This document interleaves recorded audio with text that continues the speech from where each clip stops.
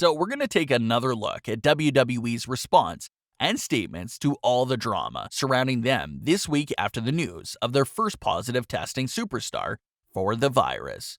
A lot of chaos is going on in front of our eyes and behind the scenes, so we're going to break down everything we know, everything that's been rumored, and another look at all of WWE's official statements from this week, because there's been a few that we haven't covered. So once again, let's start with the past few months. WWE was highly criticized for continuing their programming throughout this period in time, and it truly shows that nothing will ever stop WWE programming from happening. WWE was one of the very few live events that stayed on television over the last few months. Fans were concerned for the superstars' safety. We even had superstars like Roman Reigns that weren't going to take the risk at all and took matters into their own hands. There's reportedly a lot of superstars that want to break, like Roman Reigns, especially after the positive testing.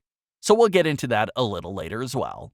But WWE kept going no matter what. It even got to the point that Florida citizens near the Performance Center saw all this commotion and traffic going into the Performance Center building. They called the police and wanted them to investigate this building because there was a lot of people going in there. At the time, social distancing and having no more than 10 people at a gathering was in full effect. So the citizens that saw all these people going into the Performance Center figured that they were probably violating a lot of rules. So the police get there to investigate the scene that was called in by a lot of citizens, and WWE reportedly provided them all the proper paperwork that says they have permission to work. Florida State even came out and said that WWE was an essential business, which also got some mixed reactions from everyone. How was wrestling essential? Not to mention how highly contagious anything would be in a full combat sport like wrestling. But they said that it was an entertainment business and that the people really needed entertainment right now. So WWE was given all the proper permissions to keep going. The excuse was that it was a closed set with a few talent in the room. So it was all okay at first. Then we got the news that Florida was lightening up with the restrictions, and now people would actually be allowed to attend venues, but at a very limited percentage. We even talked about this was great news because it meant a crowd of some sort could be coming back to WWE right away. Fast forward a few weeks, and we got the reintroduction of the live crowd. But this crowd wasn't real fans. This live crowd just consisted of Performance Center recruits. Yes, there's a few familiar faces in the crowd from the NXT brand, but apparently WWE doesn't want anyone addressing the crowds as NXT superstars. There was a report from a few weeks ago where MVP called the crowd NXT superstars, and apparently the whole segment had to be cut and redone because they didn't like the fact that he called the crowd NXT superstars. Fans were mixed on this live crowd because it wasn't a real genuine crowd. It was basically a crowd that was being controlled by WWE. There was even reports that being a member in this live crowd was miserable at first, hours of standing up for all the tapings, and reportedly people were called out for trying to sit down in between matches. Tons of rumors like that, but of course we don't know what's actually true or not. But when WWE introduced this crowd, they wanted to shut all the conversations down right away about it being unsafe. So one of the first things they said was that these members of the crowd were properly well distanced from each other at 6 feet apart, and everyone was tested before entering the building as well. And we know now that the testing these superstars were going through at the time was reportedly just a simple temperature check, which isn't that reliable itself. A temperature check isn't going to tell you if someone has a virus or not. So to say that they were properly tested beforehand kinda seems a bit off. We talked earlier this week that it seemed that everyone with the live crowd was getting a bit sloppy. WWE always says that the crowd is practicing social distancing, but there's even some points that the crowd members are extremely close to each other when watching the matches. These moments of them being close together are even put on camera sometimes, so it's not like they're even trying to hide it. But earlier this week, we talked about the Street Profits entrance and how they ran through the crowd and broke every single social distancing rule in a matter of 30 seconds. We talked about how horrible of a moment that was, and how was that approved to happen backstage. Apparently, there's a new report that claims that it wasn't planned, and there's a lot of heat on the Street Profits for entering through the crowd. It wasn't a scripted moment, and that people backstage were furious because it's going to come across as a bad look for WWE, and that's exactly what happened. A lot of fans ran online, tweeting the clip of the entrance and saying things like, "Is this safe?" And "Don't they have a positive case in the Performance Center?" So it did come off as an unsafe look for WWE. We even discussed the moment long before this report came out. Apparently, it was just a decision that the Street Profits made on the spot, and it was such a poor decision because not only was it a bad look for them, it was a bad look for WWE altogether. But it doesn't end there. There was another moment from Raw that violated all the rules that we didn't mention previously, and that was Dominic's Raw moment. We saw Dominic enter the ring through the crowd and also leave through the crowd. This is a classic tactic that a lot of superstars have used over the years. You run in through the crowd and escape back out through the crowd. So we get what WWE was going for here, but now is not really the time to be doing escapes through the crowd.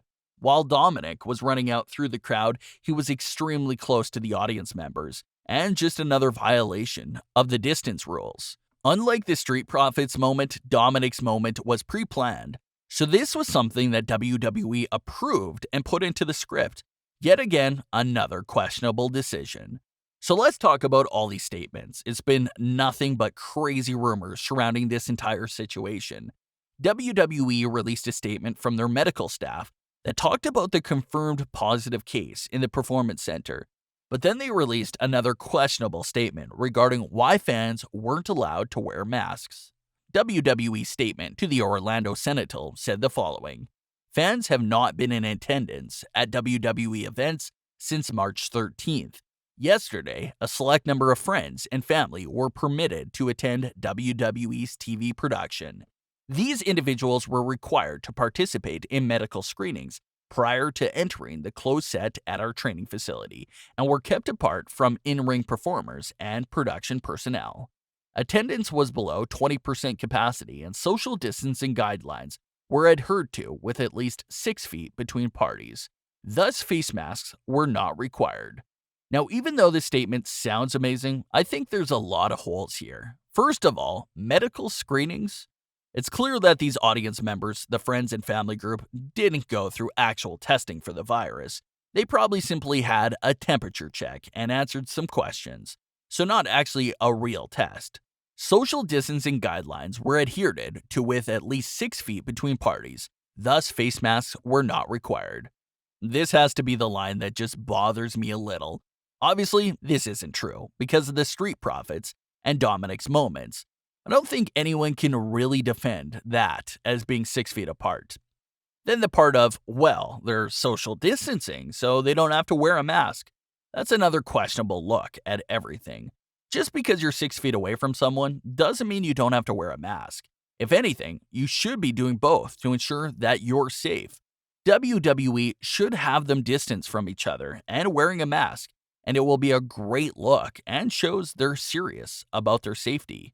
But saying, yeah, well, they're 6 feet apart, so there's no need for a mask, is a very poor look at the bigger picture, especially considering where these shows are being filmed at.